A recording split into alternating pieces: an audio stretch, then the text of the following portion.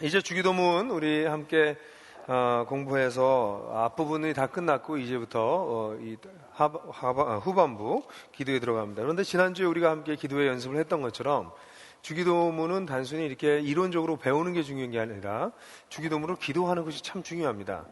여러분들 주기도문으로 기도하고 계십니까? 매일마다 주기도문으로 기도하고 계십니까? 저도 주기도문을 오랫동안 배웠고 주기도문으로 기도해 왔지만 최근에 들어서 더더욱 느끼는 것은 이 주님께서 이렇게 기도해라 라고 말씀하셨을 때 너희가 기도할 때 하나님의 임재를 느낄 때까지 기다려라 라고 말씀하신 것도 아니고 어떤 느낌이 올 때까지 마음이 아주 깨끗해질 때까지 기다려라 그러지 않으시고 그냥 기도하라 그렇게 말씀하셨습니다. 많은 경우에 그리스도인들이 기도가 실패하는 이유가 자기를 들여다보고 있느라고 실패해요. 하나님 앞에 나가서 자기의 처지, 자기 내면의 상태 이런 걸 들여다보다 보면 기도 별로 하고 싶어지지 않고 자꾸 혼란스러워집니다. 근데 이 주기도문은 사실 우리로 하여금 우리의 눈을 열어서 하나님을 향해서 이렇게 바라보게 만들어주세요. 하늘에 계신 우리 아버지, 그렇게 하나님을 묵상함으로써 이 기도가 시작되기 시작합니다. 그래서 여러분들 주기도문으로 기도하십시오. 매일매일 기도하십시오.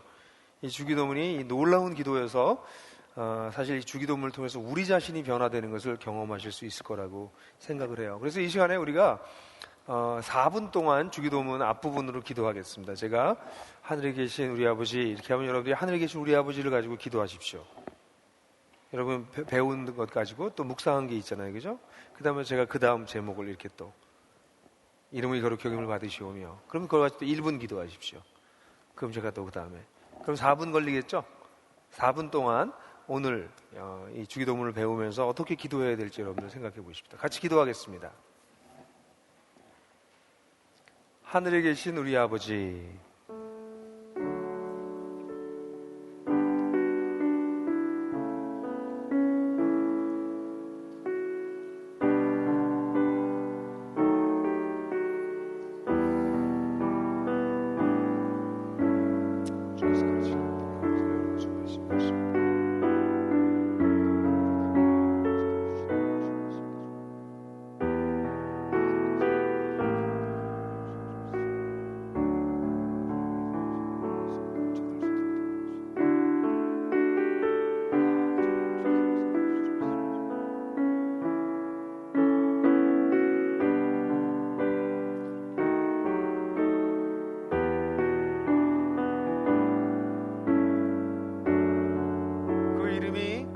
거룩히 여김을 받으시오며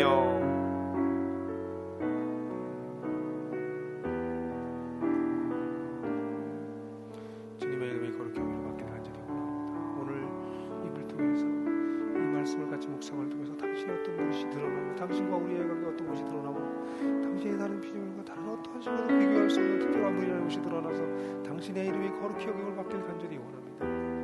하나님 주께서 역사하여 주시옵소서. 주께서 같이 이루는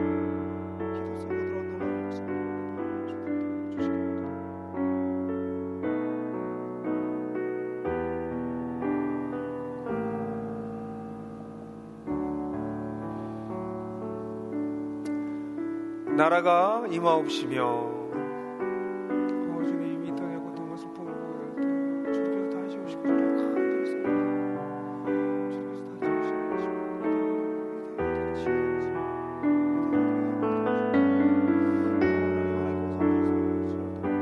하나님의 백성의 기도를 계속 들어주시고 나무나 백성다운 기도를 계속 드리며 주님 오시길 기다리며 바라더라도 없이 기도하는 수 있도록 도와주시기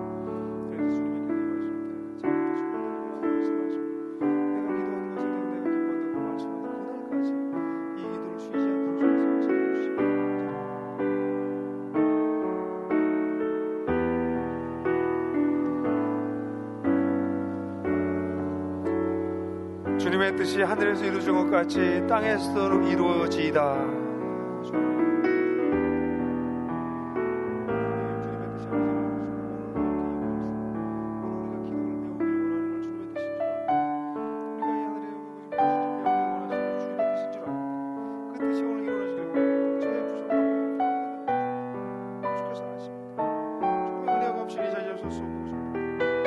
예수 그리스도를 의지해서 예수 그리스도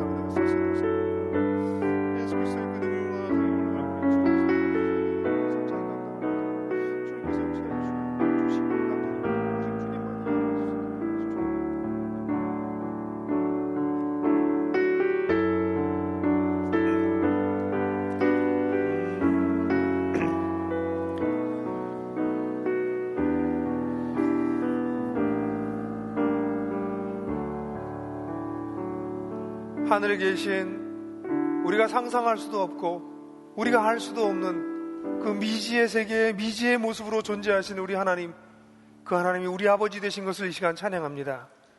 하나님 아버지, 오늘 우리들에게 당신의 기도를 가르쳐 주셔서 우리 백성이 어떻게 기도하느냐에 따라 그 하나님의 이름이 존귀케 될 수도 있고 우리의 기도가 하나님의 이름을 망령되게 할 수도 있사오니 오늘 우리가 이 기도를 배움으로 주님의 이름을 거룩히 여김을 받도록 할 수 있도록 도와주시기를 원합니다. 주님이 이 땅의 슬픔과 고통을 바라볼 때 주님께서 어서 오시는 것만이 소망인 것을 보게 됩니다. 주님 오실 때까지 이 땅의 백성들이 주님의 기도로 기도함으로 그 나라를 기다릴 수 있도록, 그 나라가 오는 것을 앞당길 수 있도록 도와주시길 원합니다. 주님, 오늘도 우리에게 기도를 가르쳐 주시길 원하시며 하나님 나라 백성답게 이 땅에서 기도하는 것이 무엇인지 깨닫고 기도하는 것이 하나님의 뜻인 줄로 믿사오니 뜻이 하늘에서 이루어진 것 같이 오늘 우리에게 이루어지기를 소원합니다. 주님, 오늘 이 예배를, 이 말씀 나눔을, 그리고 우리들의 기도를 받아 주시옵소서. 예수 그리스도의 이름으로 기도했습니다. 아멘. 우리가 잠깐 실습했던 것처럼 여러분들 기도를, 주기도문을 가지고 지금 오늘 예배를 위해서 제가 기도했잖아요. 그죠? 주기도문 가지고 기도한 거 모르신 건 아니셨겠죠? 그렇게 기도했죠. 그런 것처럼 사실 주기도문으로 늘 기도할 수 있습니다. 여러분의 아이들을 위해서 기도할 때도 주기도문으로 기도해 보십시오. 첫째 아들을 위해서 주기도문으로 기도하고 난 다음에 두 번째 애도 또 주기도문을 여러 번 돌아가면서 기도할 수 있습니다. 중보 기도할 수 있어요. 그럼 여러분들 기도하면 기도할수록 하나님의 뜻에 맞게 기도하는 것이 이런 거구나라는 걸 이제 알아가기 시작하고 중보 기도가 다른 차원으로 바뀌기 시작할 거예요. 오늘도 우리가 배우겠지만 주기도문은 우리가 외워서 드리는 기도가 아니라 주기도문을 드림으로써 우리가 더욱더 하나님 나라 백성다워지는 참으로 놀라운 기도가 아닐 수 없습니다. 그래서 오늘 여러분들 그렇게 계속 연습하실 것을 격려해드려요. 그렇게 기도하십시오. 이제 기도를 주님이 가르쳐주신 정통파 기도로 바꾸십시오. 장로교파, 순복음파 이러지 마시고 그냥 정통파 예수파로 기도를 좀 바꿔보십시오. 아마 우리 기도의 생활이 놀랍게 변화될 수 있을 것이라고 생각합니다. 오늘은 오늘날 우리에게 일용할 양식을 주옵시고 라고 하는 기도입니다. 이 기도가 우리가 늘 앞에 이 세 가지 기도에 있어서도 그런 느낌이 들었지만 이 기도를 보면서 솔직하게 이 기도가 우리에게 무슨 의미가 있는가 이런 생각이 듭니다. 솔직하게 얘기해 보시죠. 여기 계신 분들 중에서 오늘날 우리에게 일용할 것을 주옵시고, 매일매일 기도하는 기도인데 이 기도를 거의 매일 드린다.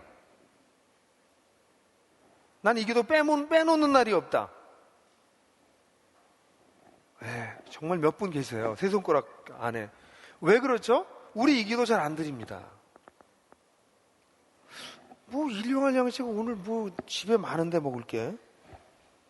우리 가족들을 위해서 기도할 때, 내 자신을 위해서 기도할 때 우리는 이 기도 제목을 기도하지 않아요. 솔직히 말해서. 근데 예수님은 이제 하나님의 이름과 하나님의 나라와 하나님의 뜻을 위해서 위대하고도 장엄한 기도를 드리게 하시고 난 다음에 이제 우리들에게 우리 자신을 위해서 구하는 기도를 할 때 맨 처음 기도하라고 주신 기도 제목이 오늘날 우리에게 일용할 양식을 주옵시고입니다. 근데 우리한테는 이 기도가 별 의미가 없어서 우리는 매일 기도하지 않아요. 솔직하게 많은 사람들이. 왜 주님은 이 기도를 우리에게 우리 자신을 위해서 기도할 때 첫 번째 기도 제목으로 기도하라고 말씀하신 걸까요? 이 기도의 단어들을 보면 기도가 일단 갑자기 수준이 좀 떨어진다는 느낌을 지울 수가 없어요. 하나님의 이름, 하나님의 나라, 하나님의 뜻 이런 거대한 기도를 드리다가 갑자기 오늘날 우리에게 하나님의 긴 역사와 그 속에서 일하시는 하나님의 나라와 이런 걸 기도하다가 갑자기 오늘날 갑자기 뚝 떨어지는 기분이 듭니다. 일용할 양식을 주옵시고, 이 일용할이라고 하는 단어는 에피우지오스라고 하는 단어인데 이 단어는 굳이 제가 이렇게 말한 이유는 이 단어가 거의 사용된 적이 없는 단어여서 그렇습니다. 실제로 성경 이외에 또는 성경에 영향을 받았던 그리스 문헌 외에는 이 단어가 나타나지 않아요. 그래서 이 단어의 뜻에 대해서 사람들이 굉장히 혼란스럽습니다. 그 뜻이 과연 뭘까? 정확한 뜻을 몰라서 그럴 때마다 이제 학자들이 계속해서 이 뜻을 연구하려고 애를 쓰는데 대충 한 4가지 정도가 있다고 하지만 마지막 건 별로 중요하지 않아서 한 3가지 정도 학자들의 견해가 있습니다. 첫 번째는 이 일용할 양식할 때 일용할이라고 하는 것은 당일에 필요한, 그날을 위한, 당일을 위한 이런 뜻이 있습니다. 당일, 바로 오늘을 위한. 두 번째로는 생존을 위해서 필수적인 또는 꼭 필요한, 이런 게 두 번째 뜻으로 사람들이 생각합니다. 세 번째는 오는 날 또는 다음 날, 오는 날, 오늘부터 24시간을 뜻합니다. 지금부터 24시간. 오늘 밤이면 지금부터 내일 밤까지. 그런 개념이다. 이렇게 얘기를 합니다. 대체적으로 초대교회 교회부들은 첫 번째하고 세 번째를 많이 받아들였어요. 두 번째 안은 별로 받아들이지 않았고, 현대 학자들은 거의 대부분 세 번째 안에 이 뜻일 것이다 이렇게 생각하고 있습니다. 오는 날 또는 다음 날, 그러니까 지금부터 약 24시간. 오늘 아침에 내가 만약에 오늘날 하고 이 기도를 일용할 양식을 그랬다면 오늘 하루 종일, 오늘 밤에 잠자기 전에 기도한다면 내일 눈 떠서 다시 잘 때까지, 이렇게 그 정도 동안에 필요한, 이런 뜻입니다. 그러니까 지금부터 24시간, 너무 스팬이 짧아요. 오늘 그 24시간 필요한 걸 지금부터 주십시오. 그렇게 기도하는데 그것도 빵을 주십시오. 이렇게 되어 있습니다. 일용할 양식, 그러면 양식 그러면 좀 멋있어 보이죠? 그냥 빵입니다. 이걸 정확하게 보내면 밥이에요. 그러니까 오늘 이 24시간 동안 먹을 밥 주세요. 이렇게 기도하는 기도예요. 그래서 이 기도를 문자적으로 이해하면 오늘 앞으로 24시간 동안 살아갈, 또는 지금부터 하루 동안 살아갈 밥을 주십시오. 이렇게 기도하는 것입니다. 하나님의 명예, 하나님의 종말, 그리고 하나님의 뜻과 같이 거대한 기도를 하고 있다가 갑자기 오늘로 뚝 떨어질 뿐만 아니라 겨우 구하는 것이, 우리가 지금 빵만 필요합니까? 학비, 애들 과외 공부비, 필요한 게 얼마나 많은데 고작 밥 달라고 기도하는 것이에요. 기도의 낙차의 수준이 느껴져요. 하나님의 명예, 종말, 그 뜻, 오늘 밥 주세요. 이런 기분이어서 사실은 이 기도가 많은 사람들이 드지 않는 기도입니다. 그래서 이게 도대체 왜 갑자기 이런 기도를 하느냐에 대해서 다양한 해석과 다양한 해석이 있습니다. 첫 번째, 사회학적으로 이해하는 사람들이 있어요. 당시 경제적 상황이 너무 어려웠기 때문에 하루하루 먹고 사는 일이 없었기 때문에, 힘들었기 때문에 그날 하루 먹을 수만 있게 해주십시오. 그렇게 기도했다라고 얘기하는데 부분적으로 맞을 수 있습니다. 특별히 오늘날도 절대 빈곤층에 있는 사람들은 이 기도가 그렇게 마음에 와닿을 수가 없습니다. 내일 하루 먹고 살 수 있게 해주세요. 그게 얼마나 슬픈 일이지만 실제로 그런 사람들이 있긴 있어요. 한국 사회에도 어쩌면 절대 빈곤층이 더 늘 수도 있습니다. 그런데 실제로 많은 사람들에게는 별 상관이 없습니다. 솔직하게. 여러분 아무리 힘들다고 그래도, 자취방 아무리 힘들다고 그래도 냉장고 열어보면 계란이 한 3알쯤 있잖아요. 라면도 몇 개 있잖아요. 삼계탕 끓여 먹을 수 있잖아요. 예? 그러니까 이게 약간은 있잖아요. 우리가 지금 24시간 못 먹을 정도로 힘든 사람 많지 않단 말이에요. 있긴 있어요. 그리고 그런 분들 여기 오시지도 못한 분들 많을 거예요. 그래서 이 기도가 사회학적으로 이해하는 것에는 한계가 있어 보입니다. 어떤 사람은 영적 의미로 이해합니다. 오늘 하루 살 영적인 양식을 주십시오. 이렇게 기도하는 뜻이다라고 해석하는 사람들도 있지만, 여러분들이 아시는 것처럼 이건 철저하게 이원론적인 해석이에요. 영과 육을 분리시키는, 물론 영과 육을 분리시켜서 영적인 것과 육적인 것을 나누는 그런 전통이 있어 왔지만, 여러분들과 제가 잘 아는 것처럼 우리 예수님에게서는 이 영과 육을 분리하는 적이 없었습니다. 그러면 여기서 빵을 달라고 할 때 그 빵은 말 그대로 빵이어야 된다고 생각을 해요.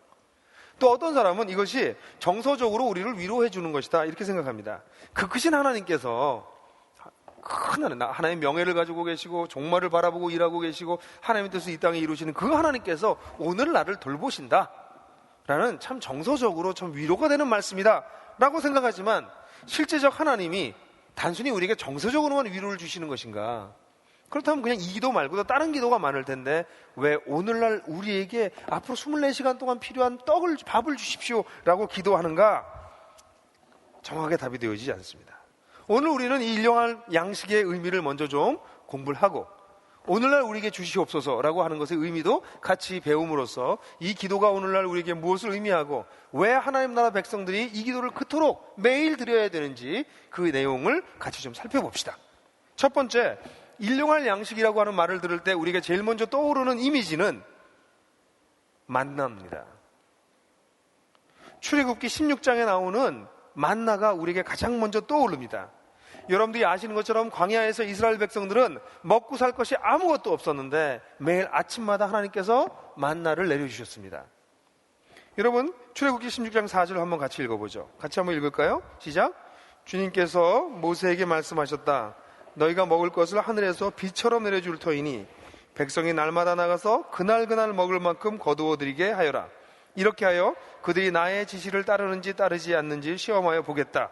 여러분이 이 만나에 대한 내용을 자세히 다 읽어볼 수 있겠지만 여러분들이 잘 아시는 내용일 거예요. 여기 날마다 나가서 그날 먹을 만큼 거두어 드리라 해라. 이 말이 우리 이 표준 세변역에서는 약간 이걸 풀었었지만 개역 성경에 어떻게 되냐면 일용할 것을 날마다 거두어 드리게 해라 이렇게 되어 있습니다. 일용할 것을 날마다.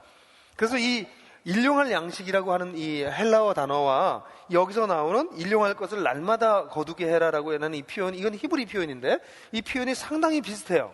유사한 번역입니다.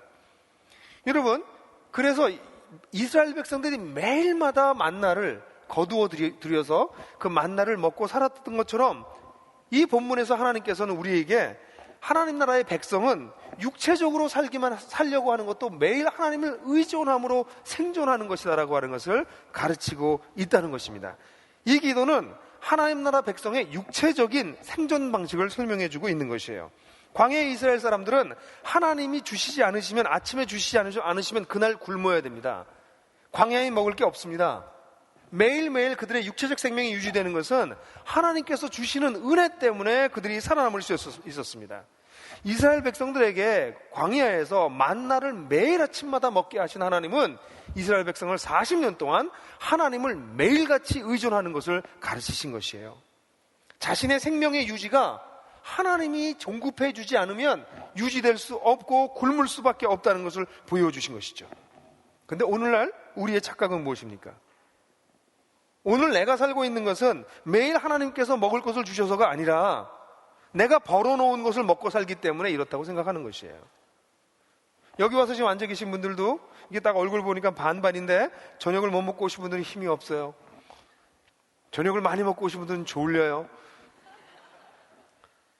오늘 우리가 여기 앉아있는 힘도 오늘 저녁 먹었기 때문이라는 것이죠. 그리고 그 저녁은 내가 내 돈 내서 먹은 거죠. 그런데 성경에서 가르치는 것은 오늘 내 육체의 생명이 유지되는 것은 내가 돈 내고 밥을 먹어서 그 힘으로 사는 것이 아니라 하나님께서 이 순간에도 우리에게 생명을 불어넣어 주시기 때문에 그분이 주시는 생명이 없이는 내가 존재할 수 없기 때문에 그분이 주시는 생명력으로 오늘도 내가 살고 있다라고 하는 것을 가르치고 있는 것이죠. 우리는 많은 사람들은 제가 가끔가다 얘기하지만 세상에서 가장 확실한 것이 내가 살아있는 것이고 가장 불확실한 것이 내가 죽는 것이라고 생각하지만 우리가 정신을 바짝 차리고 생각해 보면 세상에서 가장 확실한 것은 내가 죽는다는 사실이고 세상에서 가장 불확실한 것은 내가 살아있다는 사실입니다. 근데 우리는 착각하는 거죠. 내가 살아있는 게 너무 시퍼렇게 사실같이 느껴지니까 내가 살아있는 것은 철저히 내 힘으로 하나님과 관계없이 생존할 수 있다고 생각하는 것이죠. 아니라는 것이죠. 성경에서는 이스라엘 백성들이 광야의 땅에서 광야에서 훈련받은 것은 하루도 하나님께서 잊어버리시면 하루라도 잊어버리면 이스라엘 백성 전체가 굶는 것이에요. 여러분, 사실 에레미야 애가 같은 성경 구절을 보게 되면 이게 너무나도 자세하게 나타나요. 한번 같이 읽어볼까요? 여호와의 인자와 긍휼이 무궁하심으로 우리가 진멸되지 아니함이니이다. 이것들이 아침마다 새로우니 주의 성실히 임하심이 크시도이다. 이게 바로 만나의 전통을 받은 선지자가 고백할 수 있는 고백이에요. 하나님의 인자와 긍휼이 무궁하기 때문에 우리는 그날 인자와 긍휼이 없어지면 그냥 진멸될 수밖에 없는 존재예요. 원래는. 그런데 그날 하나님께서 우리에게 또 인자와 긍휼을 베풀어 주시기 때문에 우리가 새로 태어난다는 거죠. 새로 산다는 거죠. 아침마다 일어나 보면 난 진멸되어야 될 존재였는데 아침에 일어나 보면 살아있어요.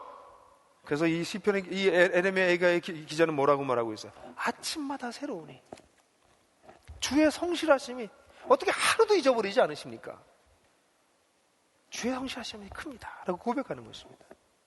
자, 여러분, 여러분들도 인생을 사시다 보면 점점 내가 살아있는 것이 정말 하나님의 은혜구나 라는 육체적 생명을 그냥 가지고 있는 것만도 하나님의 은혜구라고 하는 것을 경험하지 않으십니까? 제가 1988년도에, 지금도 꽤 오래됐는데요. 이 주기도문 강해를 처음 한 게 89년이었는데 89년 전에 1년 전이었는데 바로 그때 제가 여름수련회 어떤 선교단체 여름수련회 디렉터였어요. 근데 여름수련회 우리 부디렉터랑 같이 부디렉터가 너무 열심히 일을 잘해줬어요. 그분이 지난번 그 단체의 총무였고 지금 외국에 나가 계신 신웅섭 간사라고 하는 분이었는데 너무 저보다 나이가 하나가 더 많은데도 저보다 1년 또 간사는 후배여서 너무 잘 섬겨주고 훌륭했어. 근데 이 양반이 예비군 훈련에 나왔어요, 갑자기. 그래서 수련회 도중에 이분을 너무 애를 쓰니까 그냥 데려다 주려고 이천까지 차를 몰고 같이 나왔어요. 근데 차를 타고 이렇게 가는데 차선이 이렇게 그때는 딱 오는 길 가는 길 딱 이렇게 상행선에서는 딱 하나밖에 없었습니다. 지금 그때는 뭐 지금 굉장히 몇 차로선이 있지만 내려가는데 뒷차가 저를 자꾸 추월하려고 들었어요. 지금도 그렇지만 그땐 제가 더 젊었거든요. 그 뒤에서 제 차를 추월하려고 하는 건 추월을 안 줬습니다. 아니 여기서 왜 추월을 하는데 지가 그리고 추월을 안 주고 제가 그냥 밀고 갔어요. 근데 제가 좀 더 가고 있었는데 앞쪽에서 갑자기 뭐가 시꺼먼 게 휙 제 앞을 지나갔어요. 그러더니 그것이 뒤에 가서 부딪혔어요. 자동차였어요, 그게. 어느 앞에서 오던 차가 술이 취한, 만취한 운전사였는데 앞차를 추월해서 일로 들어오려고 하다가 앞차를 추월하면서 받아서 차가 이렇게 옆으로 섰어요. 슉, 영화에서 보는 거 있잖아요. 그런 것처럼 슉 지나가가지고는 제 뒷차, 그러니까 이렇게 휘어가지고 슉 이렇게 지나갔어요. 그래서 저희는 차를 딱 세우자마자 우리 신간사님은 문을 열고 튀어나가더라고요. 나 저번 양반 어디 가나 갔더니 구하러 가더라고. 그 순발력이란. 저도 쫓아갔어요. 그랬더니 차는 뒤집혀져 있고 거기 세 사람이 다 있었어요. 그 사람을 끄집어내고 아무도 안 도와주고 막 소리 질러서 좀 도와달라고 그래가지고 바로 또 그 앞에 병원이 있어서 그 세 분을 모셔다 드렸는데 그 다음날 아침 신문에 보니까 한 명은 돌아가셨어요.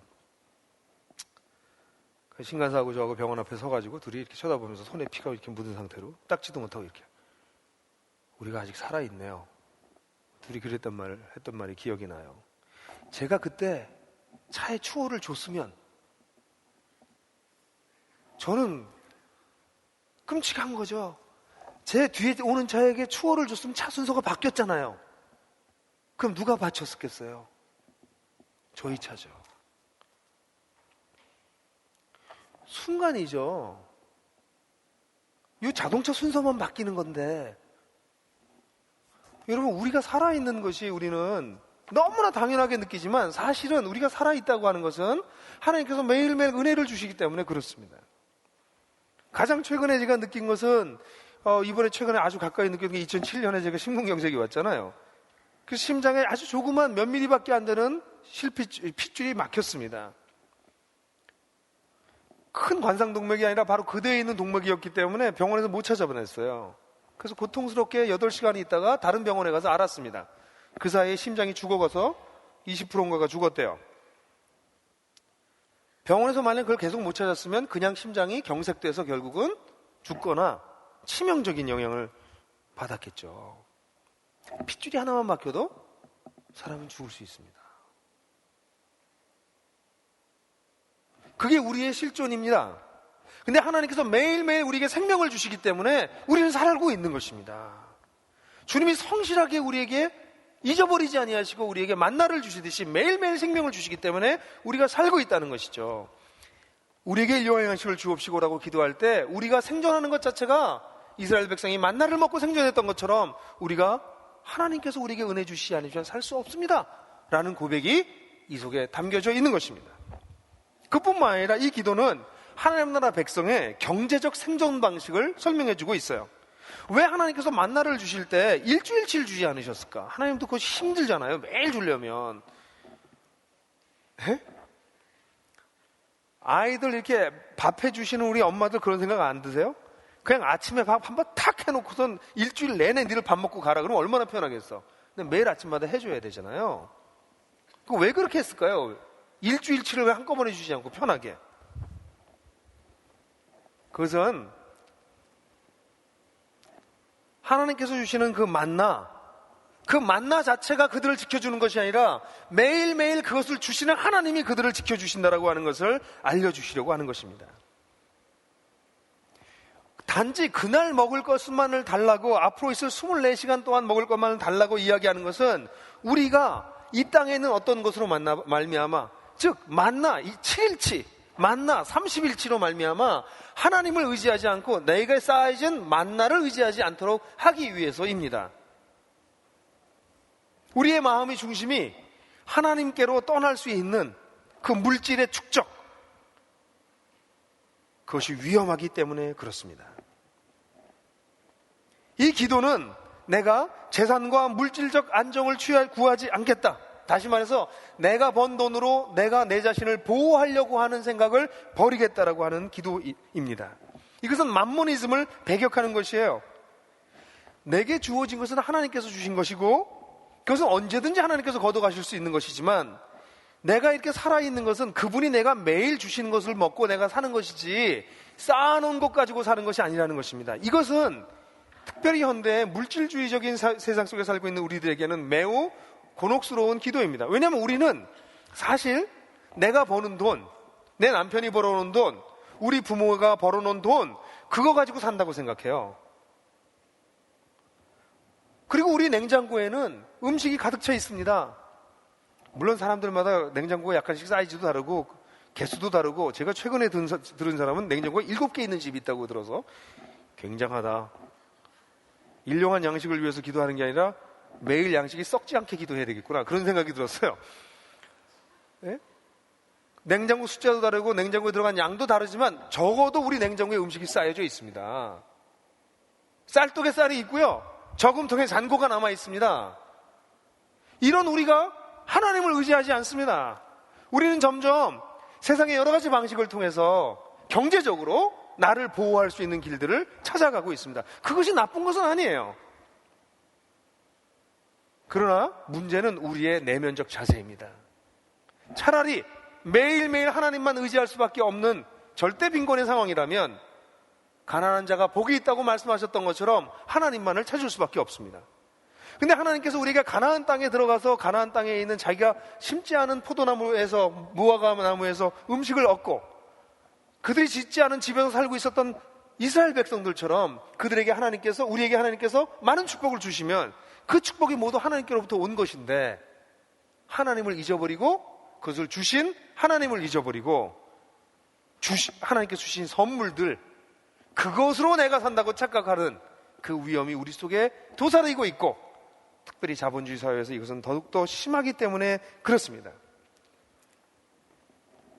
정말 우리는 내가 벌어서 나의 안전을 확보하겠다는 그런 생각이 우리 속에 가득 차 있습니다. 그래서 그것을 많이 벌어놓은 사람들은 거만해지고, 그것이 적은 사람들은 열등의식에 빠져 있고, 더 많이 가진 사람을 늘 부러워하고. 그러니 하나님만을 의존하는 것이 아니라 실제로 우리는 내가 벌어놓은 경제적 부요함을 의지하고 살아간다고 하는 것이죠. 그것뿐만 아니라 이것이 얼마나 어리석은 것이냐면, 그렇게 모아놓잖아요. 그래서 이게 좀 많아지잖아요. 이게 적어지죠. 쌓아놓은 게 적고 잔고가 적으면 그럼 나보다 좀 많은 사람을 계속 부러워해요. 그러다 또 이게 좀 쌓이잖아요. 쌓여서 좀 잔고가 늘죠. 그러면 제가 최근에 읽었던 책 중에서 아주 재미있는 책이, 이걸 모아가지고 조금 자기보다 약간 부자 동네로 간대요. 이사를 간대. 그럼 가면 그 동네는 다 자기보다 잘 살아. 그럼 거기서도 열등을 시키면서 또 돈을 모아가지고 또 계속 못 벌면 또 거기서 열등의식 가지고 살다가 또 운이 좋아서 돈을 벌면, 돈이 좀 남으면 또 거기서, 그럼 그 동네에서 제가 제일 부자잖아. 그렇게 살지 않고 사람들은 그 돈 가지고 조금 더 부자 동네 간대요. 그럼 거기서는 자기가 어떻게 돼요? 또 제일 가난한 사람이지. 그럼 또 거기서 죽어라 하고 돈을 번대요. 이걸 반복한다는 거죠. 성공하면 더 부자 동네로 계속 이사가고, 성공하지 못하면 그 동네에서 계속 슬퍼하면서 괴로워하면서 산다는 것이죠. 그게 경제적으로 내 자신을, 경제적인 어떤 부요함과 내가 쌓아놓은 거에서 내 자신을 발견하려고 하는 사람들이 속에서 나타날 수밖에 없는 모습인 것이죠. 이 기도를 드림으로써 우리는 경제적으로도 철저하게 나에게 있는 것은 전부 하나님께서 주신 것입니다.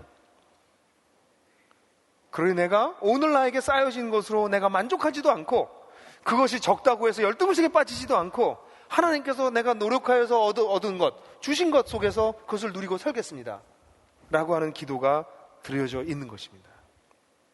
이것은 나에게 주신 것에 자족하겠다라고 하는 기도와 함께, 만약에 우리가 조금 더 그냥 생존을 넘어서는 정도의 수준이 됐을 경우에는 이제 제가 검소한 삶을 추구하겠습니다라고 하는 기도와 마찬가지입니다. 내가 경제적으로 하나님께서 하나에게 주신 것이니 나에게 만약 다른 이보다 더 많이 주신 것 같다고 느껴진다면, 그렇다면 나는 검소하게 조금 더 단순하게 살아 내가 가진 것을 가지고 다른 형제들과 자매들과 나누겠습니다라는 기도입니다. 이 기도는 돈을 적게 벌겠습니다라는 기도가 아니라 나는 돈의 노예가 되지 않겠습니다, 그것을 잘 쓰겠습니다 라는 기도입니다. 실제로 사단이 우리들을 공격할 때 마지막으로 좀 공격하는 것 중에 하나가, 공격의 마지막 단계 중에 하나가 뭐냐면 소유물을 공격하는 것입니다. 그보다 더 큰 것은 우리의 가까운 피부치며, 그보다 더 큰 것은 우리의 육신의 고통입니다. 근데 우리를 공격할 때 제일 먼저 공격할 수 있는 것이 소유물입니다. 누구의 케이스가 그랬죠? 욥이 그랬습니다. 욥이 그랬어요. 욥을 공격할 때 제일 먼저 소유물부터 공격했던 것을 보게 됩니다. 그만큼 소유물이라고 하는 것은 우리의 존재 근거처럼 보이는 것이죠. 그런데 이 기도를 드리는 사람들은 아닙니다. 내가 경제적으로 사는 것도 당신 때문입니다. 그러므로 매일매일 당신께서 나를 지켜주지 않으시면 내 은행에 잔고가 아무리 많이 남아있어도 의미가 없습니다. 이건 언제든지 순간적으로 날아갈 수 있으며 이것이 나의 안전을 담보해주지 못합니다 라고 고백하는 것입니다. 이것은 하나님 나라의 백성의 경제적인 생존 방식을 보여줍니다. 뿐만 아니라 이 기도는 하나님 나라 백성의 영적 생존 방식을 보여줍니다. 만나를 통해서 이스라엘 백성들은 하나님을 의존하는 것을 배웠습니다. 여러분, 예수님께서 우리에게 가르치시려고 하시는 것의 요체가 무엇입니까? 그것은 우리가 하나님을 철저히 의지해서 생명의 근원이 되신 하나님께서 우리에게 생명을 흘러내 보내주시는 그 생명을 누리고 살게 하시는 것이 예수님의 가르침의 요체라고 말할 수 있어요. 요한복음 6장을 보게 되면 예수님께서 뭐라고 말씀하셨나요? 6장 35절 한번 같이 읽죠. 시작. 예수께서 그들에게 말씀하셨다. 내가 생명의 빵이다. 내게로 오는 사람은 결코 줄이지 않을 것이요 나를 믿는 사람은 다시는 목마르지 않을 것이다. 여러분, 예수님께서 자기 자신을 생명의 빵, 여기 일용할 양식, 같은 단어입니다. 생명의 떡, 생명의 밥, 일용할 밥 주십시오. 똑같이 얘기했어요. 예수님이 생명의 밥이라고 말씀하셨습니다.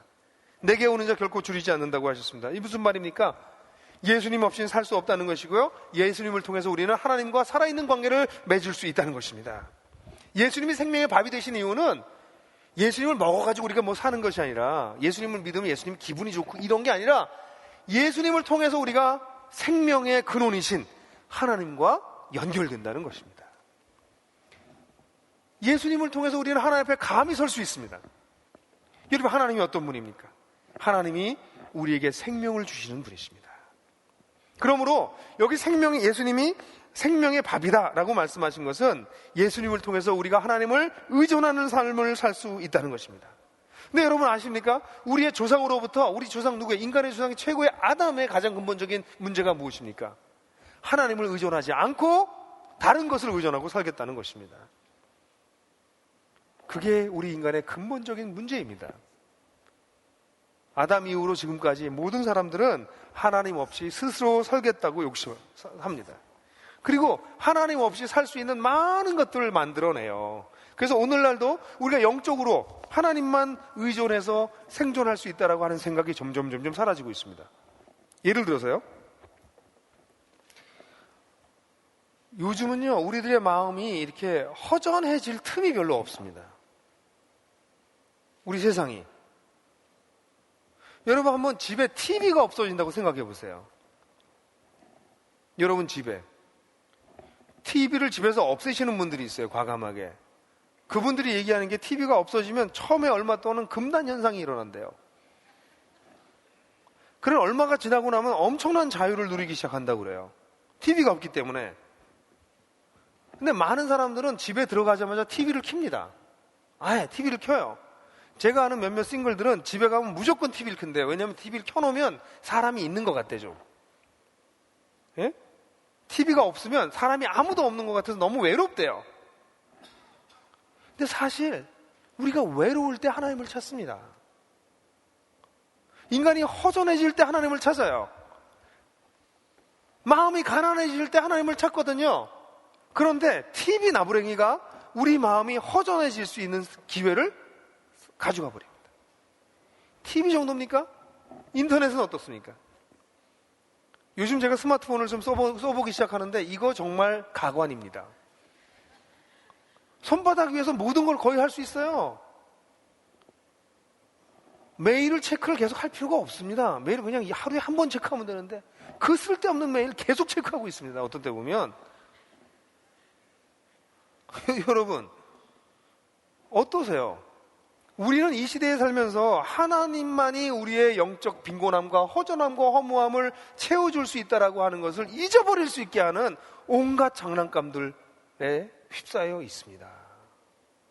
사람들은 영적 허전함, 하나님 없는 가난함을 잊어버리기 시작했어요. 여호와는 나의 목자시니 라고 기도하는 대신에 인터넷은 나의 목자시니, 스마트폰은 나를 푸른 초장으로 인도하시니, 거의 이 지경이 되어버리고 말았습니다. 문화적인 수많은 상품들이 나와서 우리의 인간을 고양시킨다고 말하지만 영화든 무엇이 됐든 문화적 상품들이 때때로 인간이 가진 필요를 진정으로 채워주는 것이 아니라 우리로 하여금 하나님을 찾을 수 있는 기회들을 빼앗는 경향들을 보여줍니다. 그러나 이 기도를 드리는 우리 하나님 나라의 백성들은 하나님, 이 땅에 있는 수많은 좋은 것이 있어 보이지만 그 어떤 것도 나의 영적인 필요를 채워줄 수 없습니다. 내가 영적으로 살아갈 수 있는 이유는, 하나님과 올바른 관계를 맺고 살아갈 수 있는 것은 예수 그리스도를 통해서만 되는 것이고, 그렇기 때문에 오늘 나는 당신만을 의존하겠습니다. 나의 허무함과 나의 허전함을 이 세상의 모조품들로 채우지 않겠습니다. 라는 기도가 포함되어 있는 것입니다.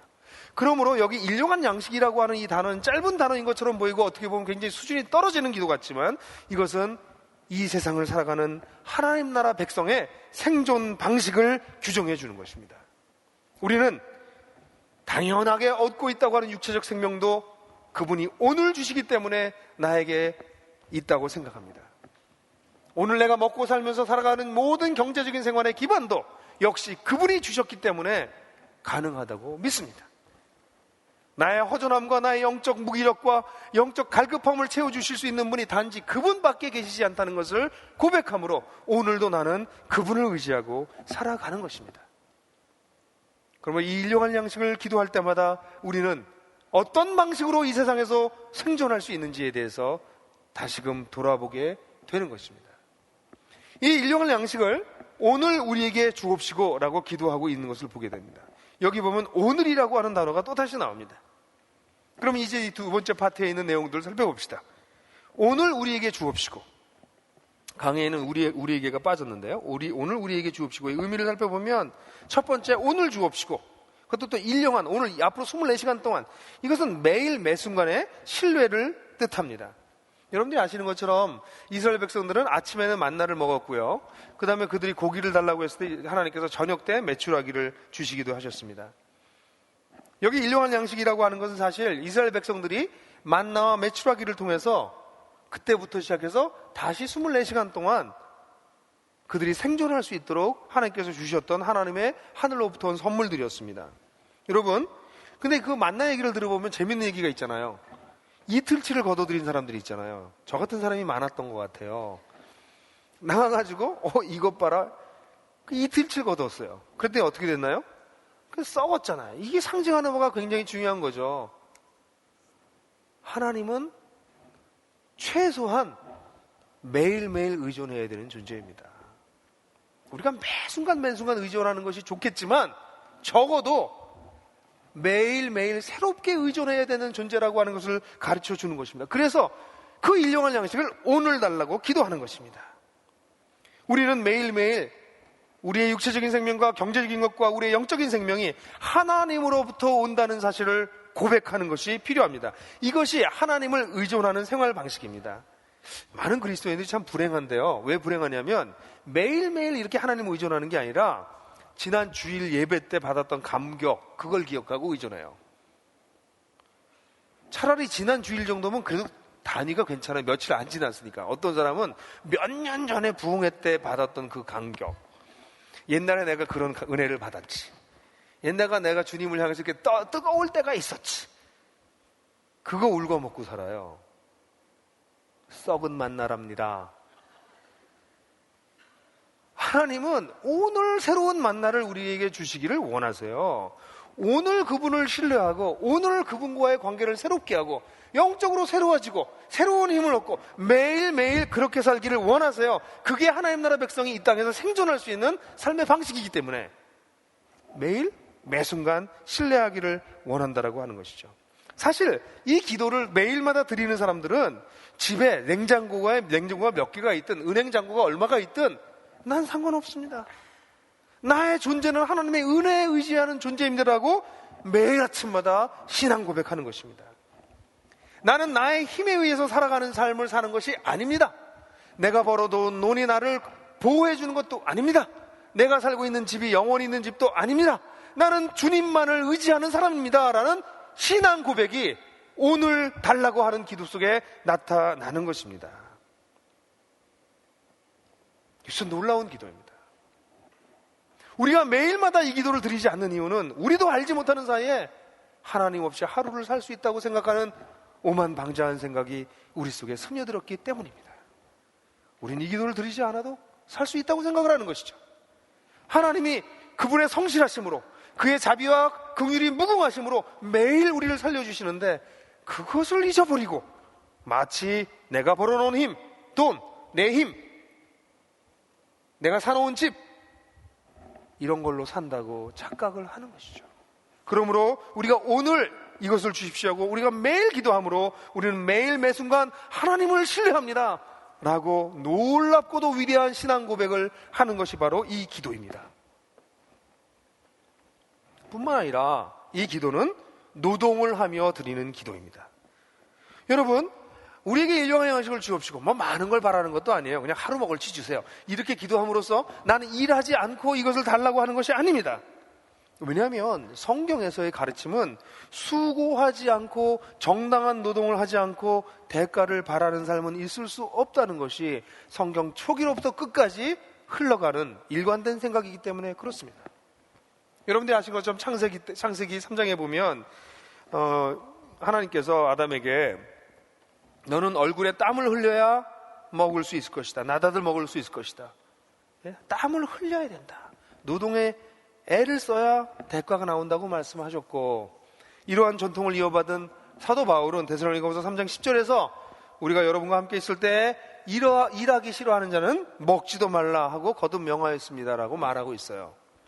우리가 일용할 양식을 주십시오라고 기도하는 것은 단순히 난 아무것도 안 할 테니까 당신이 날 책임져 주세요라고 말하는 것이 아니라 하나님, 내가 나의 마땅한 노동을 내가 마땅히 해야 될 일을 하겠습니다. 저는 저의 몫을 할 것이니 하나님은 당신의 채워주시겠다고 했던 약속을 채워주십시오라고 기도하는 것입니다. 이 기도는 노동하는 사람들이 드릴 수 있는 기도이지 무의도식하는 사람들이 드릴 수 있는 기도는 아닙니다. 여기서 노동이라고 하는 것은 물론 돈을 받고 화폐로 환산되어지는 어떤 가치가 있는 노동만 뜻하는 것은 아닙니다. 세상엔 그렇지 않은 노동들이 많아요. 그래서 어떤 사람들은 노동을 하고 거기에 따라서 돈을 받지만 어떤 노동은 노동을 해도 돈을 받지 않는 노동도 있고 그런 노동이 가치 있는 노동이 굉장히 많아요. 우리 자매들이 집에서 하는 가사 노동 같은 것이 노동이 아니라고 생각한다면 큰 착각이죠. 그건 굉장히 귀한 노동이에요. 자원봉사를 하는 것, 교회에 와서 어떤 봉사를 하는 것, 또 주중에 우리 도서관이라든가 여러 에 가서 자원봉사하는 것, 이런 애쓰는 수고들은 전부 다 노동입니다. 굉장히 귀한 노동입니다. 사람들은 돈으로 환산되지 않는 노동은 노동으로 치지 않는 세상 속에 살지만 하나님은 그렇게 얘기하지 않습니다. 그래서 이 기도를 드릴 때는 건강한 노동을 드리고 있어야 됩니다. 어떤 모양이든지 건강한 노동을 하고 있어야 됩니다. 그리스도인들은 적어도 이 기도를 드림으로써 일 하나도 안 하고 돈만 쓰는 것을 복으로 여기는 이 자본주의의 아주 이 폐해, 조금이라고 많이 벌어서 마음껏 쓰는 그것이 무슨 굉장한 능력이처럼 이야기하는 세상에 반기를 드는 것입니다. 여러분들 중에 어떤 사람들은 아주 극소수이긴 하겠지만 일 안 하고도 살 수 있는 사람들이 있을 수 있습니다.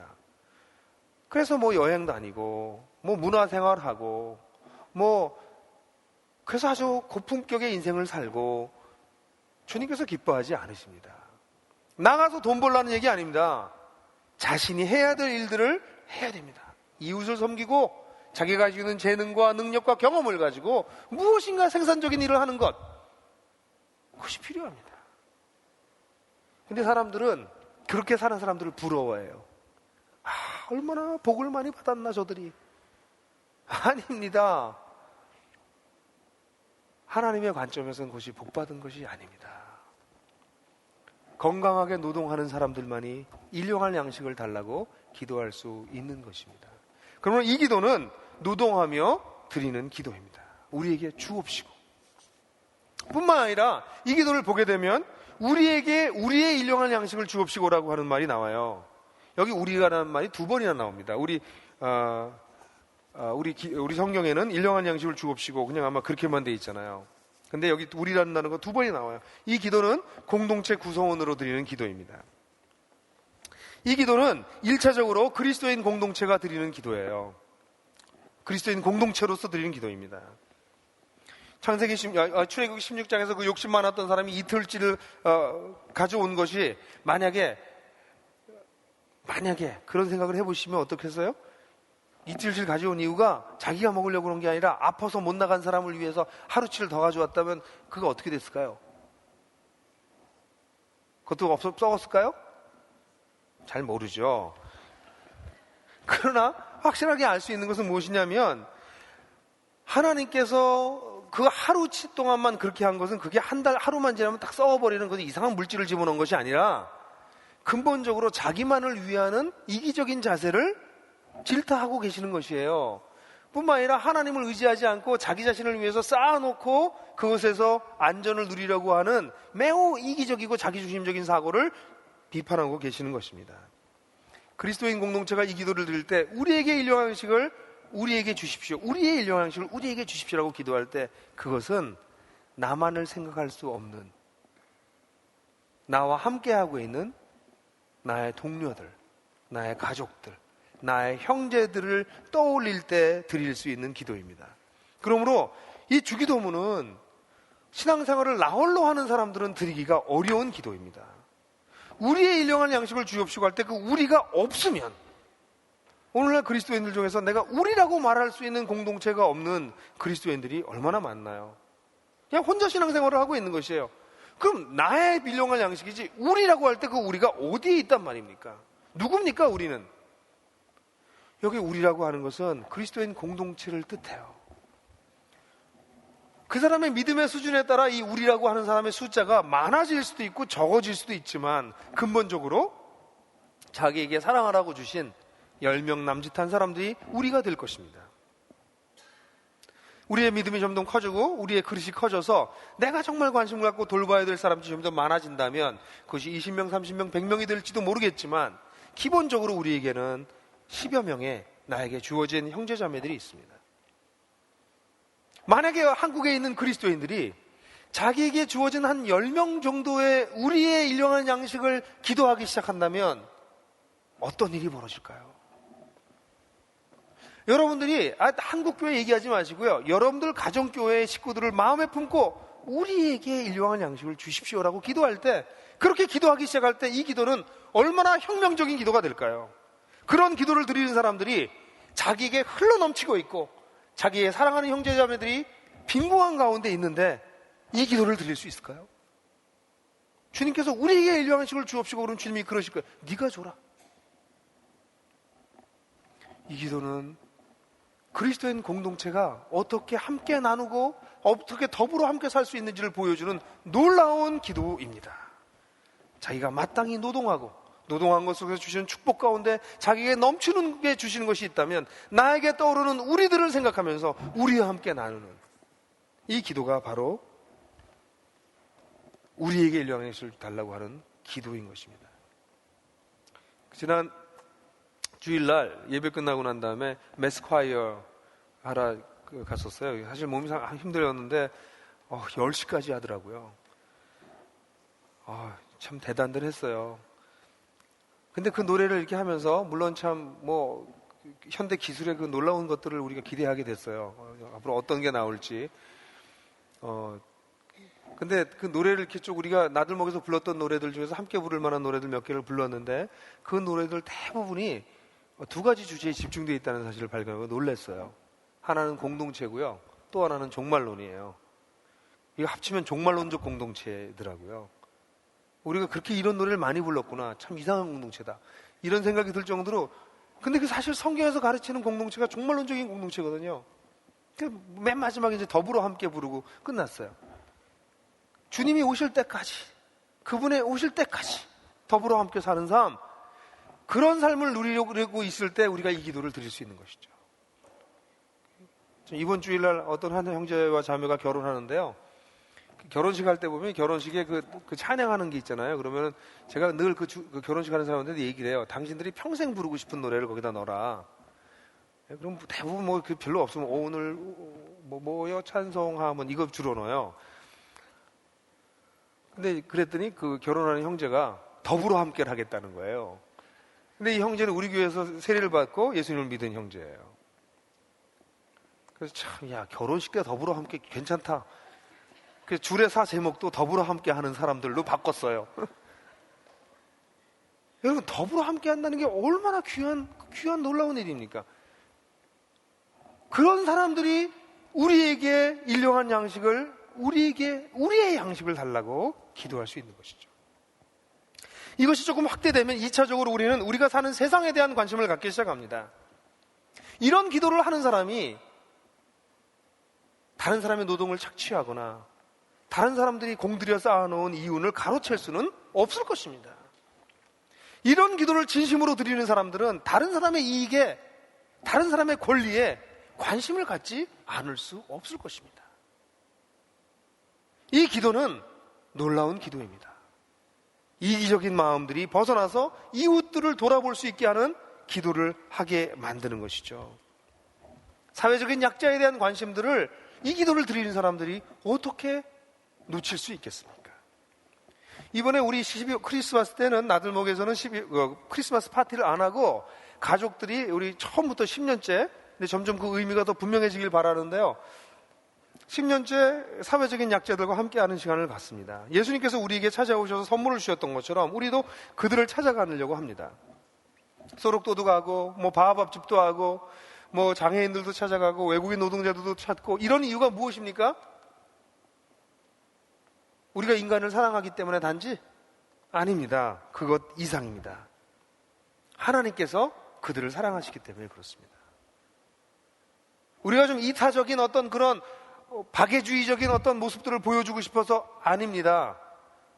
주님께서 그곳에 우리도 가라고, 우리의 사랑을 우리 공동체에서부터 벗어나서 세상을 향해서 펼치라고 말씀하시기 때문에, 단순히 착한 일을 좀 하는 게 좋으니까, 크리스마스엔 좀 불우익 돕는 게 맞으니까가 아니라 하나님께서 원하시기 때문에 우리가 그렇게 합니다. 이렇게 우리가 사는 2차적으로 우리가 사는 세상에 대한 관심을 갖기 시작한다면 궁극적으로 우리는 지구 공동체를 생각할 수밖에 없습니다. 우리에게 일용할 양식을 주옵시고라고 얘기할 때 지구상에 있는 궁핍한 지역에 살아가고 있는 사람들을 생각하게 됩니다.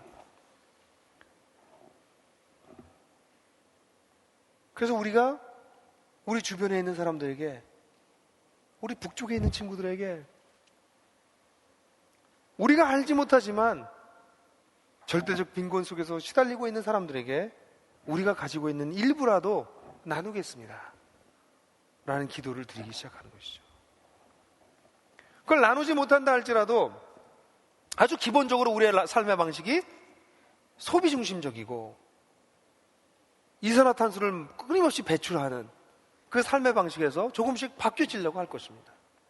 여러분, 전기와 물을 아끼는 것은 참 재밌어요. 우리나라는 물값이 굉장히 쌉니다. 물을 아끼는 사람은 많지 않아요. 근데 전기를 아끼는 사람은 많습니다. 왜일까요? 전기는 누진세가 있거든요. 그래서 사람들이 전기는 굉장히 많이 아껴요. 근데 물은 많이 안 아낍니다, 우리에게. 근데 물이 굉장히 중요한 거잖아요. 근데 물과 전기 아껴야 됩니다. 우리 바나바홀에 보면요, 바나볼 이렇게 들어가시면 그 복도가 천창을 만들었어요. 처음에 설계할 때 제가 천창을 만들려고 그랬어요. 왜냐하면 낮에는 햇빛이 들어와서 전기를 안 켜도 되게 하기 위해서. 그런데 아침에 불을 켜놓으면 대낮에도 불이 켜져 있습니다. 그래서 제가 굉장히 자주 꺼요. 나가면서 관심을 안 갖습니다. 내 돈 안 내니까. 근데 그건 내 돈의 문제가 아닙니다. 이건 하나님의 것입니다.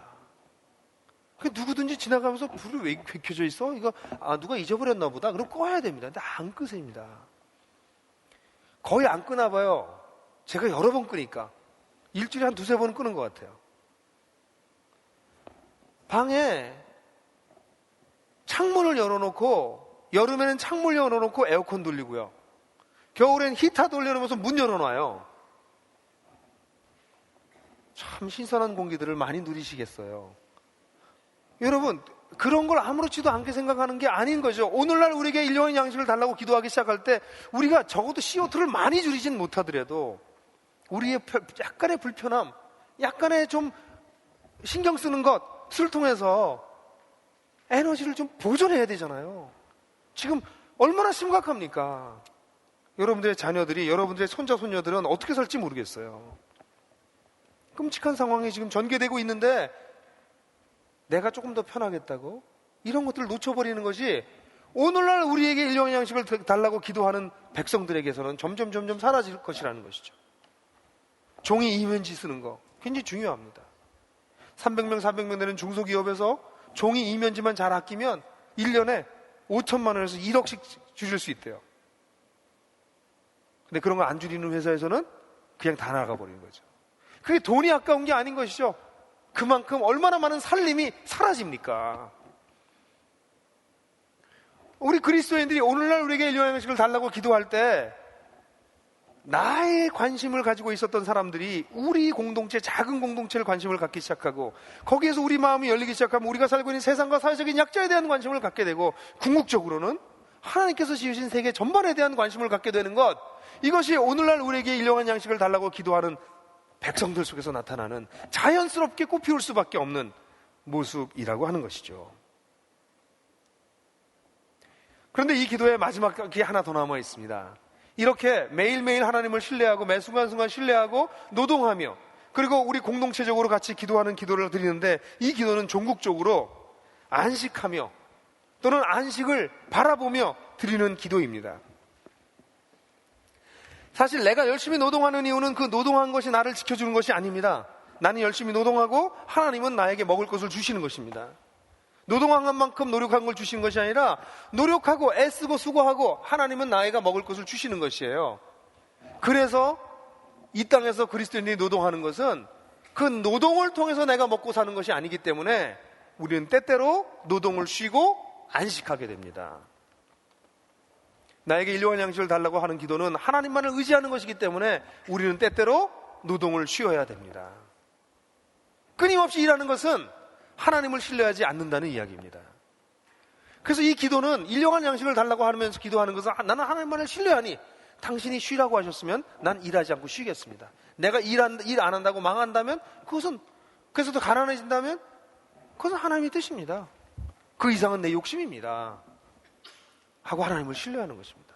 그러면 이 기도를 드리는 사람들은 안식하는 것을 배울 수 있습니다. 이 땅에서 노동이 반드시 필요하지만 이와 함께 안식이 필요합니다. 열심히 일하고 쉴 수 있는 것은 열심히 일하는 것으로 사는 것이 아니라 하나님의 배려와 사랑으로 살아감으로 하나님께서 쉬라고 하시면 쉬겠다는 자세입니다. 그뿐만 아니라 오늘날 우리에게 일용할 양식을 달라고 하는 이 기도는 종말론적인 그림이 이 속에 그리워져 있다는 것을 또다시 보게 됩니다. 왜냐하면 예수님께서 이 땅에 오셨을 때 예수님의 식탁에는 온갖 죄인들이 함께 모여들어서 떡을 나누며 잔치했습니다. 이것을 보고 누가복음에 한 사람은 하나님 잔치에 앉아서 떡을 먹는 자들은 복이 있다라고 얘기했어요. 그러자 예수님께서 혼인잔치 비유를 드셨었습니다. 예수님은 떡을 나눠주는 잔치자리의 주인이십니다. 그래서 그 자리에 온갖 죄인들이 모여들어서 떡을 나누며 교제를 나누는 모습이었어요. 오늘날 우리가 일용할 양식을 주옵시고라고 기도할 때 우리는 장래에 우리가 예수님의 잔치잔에 앉을 것을 기대합니다. 그때 주님께서 생명의 떡을 우리에게 손수 자기 자신인 생명의 뜻을 우리에게 주실 것입니다. 그날을 바라보는 것이죠. 그 아름다웠던 잔치가 어느 날 우리에게 임할 것이라고 하는 것을 기대하는 것이죠. 그래서 우리는 안식일마다 모여서 예배하고 그 하나님께서 주실 마지막 또는 새롭게 시작될 그 잔치 자리를 기대하는 것입니다. 그래서 이 기도는 사실은 안식하면서 드릴 수 있는 기도입니다. 또한 영원한 안식을 바라보면서 드리는 기도이기도 합니다. 사랑하는 형제자매 여러분, 오늘날 우리에게 일용할 양식을 주옵시고라고 하는 기도는 우리가 매일 드려야 될 기도입니다. 하나님 나라 백성이 이 땅에서 살아가려면 이 기도를 매일 드리셔야 됩니다. 하나님 나라가 백성이 생존하기 위해서 반드시 매일마다 반복해서 드려야 될 기도입니다. 이것은 세상 사람들의 사는 생존 방식과 하나님 나라 백성들이 살아가고 있는 생존 방식이 판이하게 다르다는 것을 보여주는 기도입니다. 우리는 다른 방식으로 삽니다. 그래서 우리가 일용할 양식을 구하는 것입니다. 그러나 우리의 삶의 방식이 종국적으로는 세상 사람들과 비슷하다면 우리는 이 기도를 드리지 않을 것입니다. 그렇기 때문에 역으로 우리가 세상의 삶의 방식을 살아가고 있다면 우리는 매일마다 이 기도를 드려야 됩니다. 이 기도는 사실 하나님을 위한 기도가 아니라 우리 자신을 위한 기도입니다. 우리가 정신을 놓고 세상을 쫓아 하나님 나라 백성 나온 삶의 방식을 찾아가지 않고 세상과 똑같은 방식으로 내가 번 거 가지고 내 힘으로 내가 벌어놓은 것이 내 안전을 보호해주고 거기서 거드름들 피기도 하고 거기서 아주 자존심 상하기도 하고 그러면서 살아가는 것을 반복하고 있는 우리라면 우리는 매일마다 이 기도를 드림으로써 우리가 하나님만을 의존해서 살아갈 수밖에 없는 특별한 존재라고 하는 사실을 우리 스스로 각인시키고 하나님을 매일 매순간 신뢰하고 매일매일 적절하게 노동하며 내 주변에 주어진 공동체를 기억하고 마지막 날 임하게 될 마지막 날 주시게 될 그 떡을 바라보면서 이 기도를 드려야 되는 것입니다. 여러분, 그리스도인들이 정말 이 기도를 드리기 시작한다면 그들의 삶은 변화될 것입니다. 매일 그들이 일용할 양식을 위해서 기도하기 시작하면 그들의 삶이 변화될 것입니다. 그런 기도를 드리는 교회는 교회 자체가 변화될 것입니다. 그리고 그런 변화된 교회들은 세상을 변화시킬 수 있을 것입니다. 이 기도는 위대한 기도입니다. 하나님 나라와 하나님의 이름과 나라와 뜻을 위해서 기도하다 갑자기 격차가 뚝 떨어지는 기도가 아니라 이 땅의 백성들이 하나님 나라의 백성들이 세상의 방식을 따라가지 않고 존귀하게 살아가겠다고 결단하는 기도이며 하나님만이 우리의 생명의 근원이라고 기도하는 놀랍고도 담대한 기도가 아닐 수 없는 것이죠. 사랑하는 형제자매 여러분, 매일마다 이 기도를 드립시다. 저와 함께 매일마다 이 기도를 드립시다. 그리하여 주께서 이루시고자 하는 놀라운 뜻이 우리 생애를 통해서 드러날 수 있도록 우리 함께 매일마다 오늘날 일용할 양식을 우리에게 주옵시고 라고 기도합시다. 같이 기도하시겠습니다. 영상이 도움이 되셨다면 지금 다른 분들과 공유해 보세요. 그리고 하나복 채널을 구독하시면 저희가 새로운 영상을 계속 업데이트하는데 그것을 먼저 만나보실 수 있습니다.